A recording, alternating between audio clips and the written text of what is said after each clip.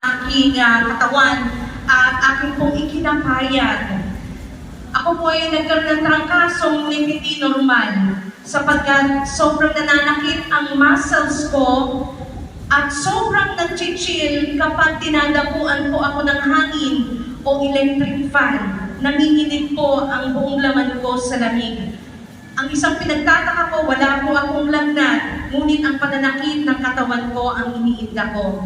Hanggang sa kami po ay magpa-check up at niresitahan po ako ng mga antibiotics. Sa pamamagitan po ng check-up na yon, ang findings po sa akin ay nagkaroon po ako ng mild pneumonia. Purihin ang Diyos sapagkat ang antibiotics na ininom po at nireseta sa akin, ang isang tableta ay nagkakahalaga po ng 400. So, mantakin niyo po kung gano'ng kalakas ang dosage na ibinigay po sa akin. Salamat sa ating Diyos na buhay sapagkat sa pamamagitan po ng ating nakaraang pagtitipon dito po na ginanap sa labas yung pong ating December Christmas Overnight Celebration. Nakabawi po ang aking pangangatawan at ako po ngayon ay malakas na. Praise God. Hallelujah. Pangalawa naman po ay praise God. Recently naman po na September ay nagkasakit naman ang aking bunsong anak. 2 days po on and off ang kanyang lagnat. Umaabot po sa 38-39. Nasa bahay po kami mag-asawa that time.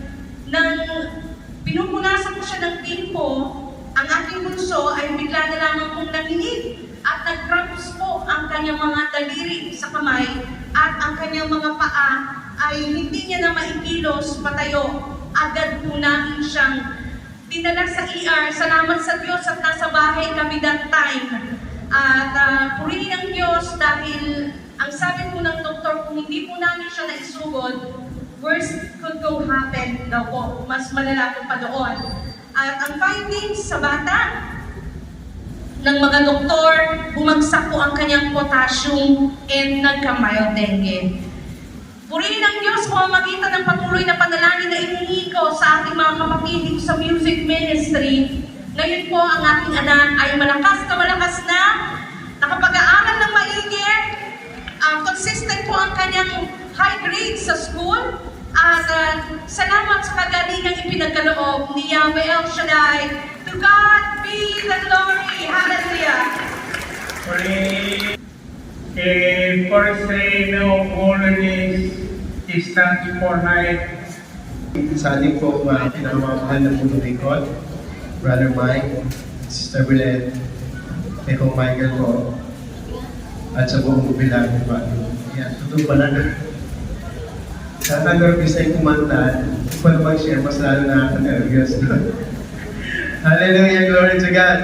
So, salamat sa Panginoon, Brother Mike, salamat po. Siguro po, yung pinaka-the best na good news sa ating buhay ngayon ay patuloy na binibigyan ng lakas ng Panginoon ng ating servant leader para makapagpatuloy mahayag ang mabuting balita. Pangalawa po, good news is yung Pasko dumating na sa buhay natin. Pinagpala na tayong lahat. Mga kapatid, nagsimula po ako sa gawain ito. 10th anniversary. Kaya nga po nung bumalik tayo sa Luneta, last anniversary. Tuwa po ako kasi yun yung simula.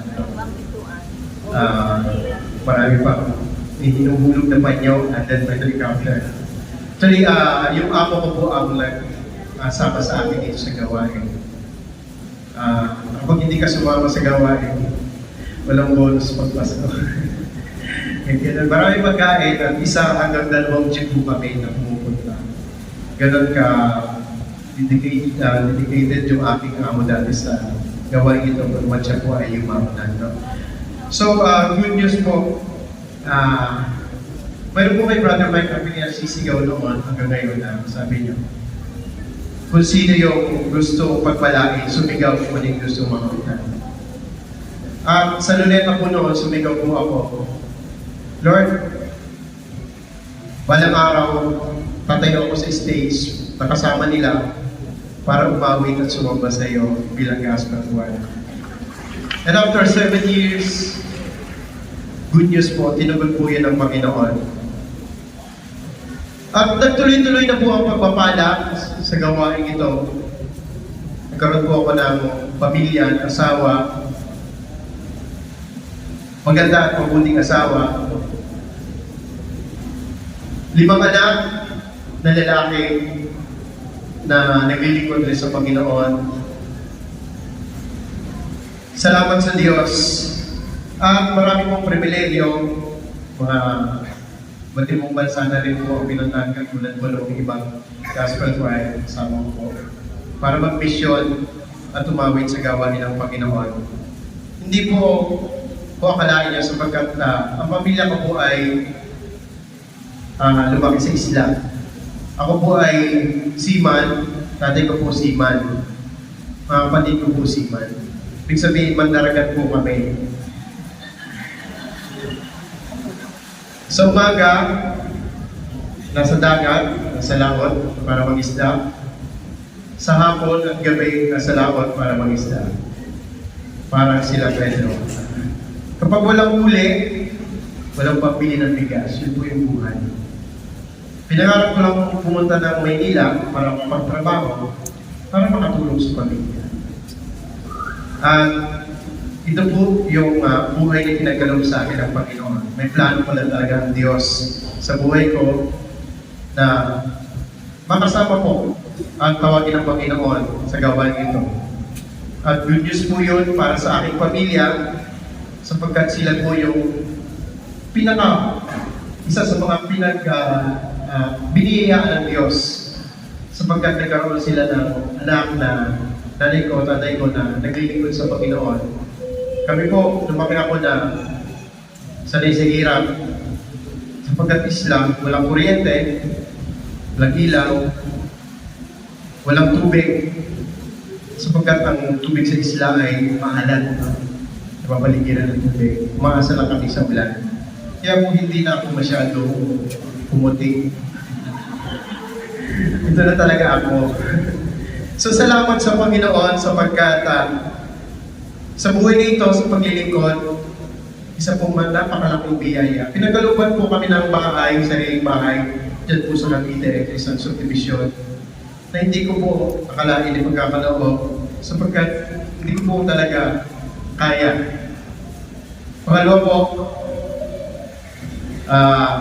inaangkin ko na binigay na yung bahay, 2 palapag, sasakyan naman ay pagkakaloob ng Panginoon. Hindi lang po ako, kundi tayong lahat. Salamat po, Brother Mike. Salamat po sa kabutihan ng Diyos. Sa good news na lagi niyo po ipinahayag sa bawat isa sa atin. Salamat po. Salamat po. Puri ng Panginoon.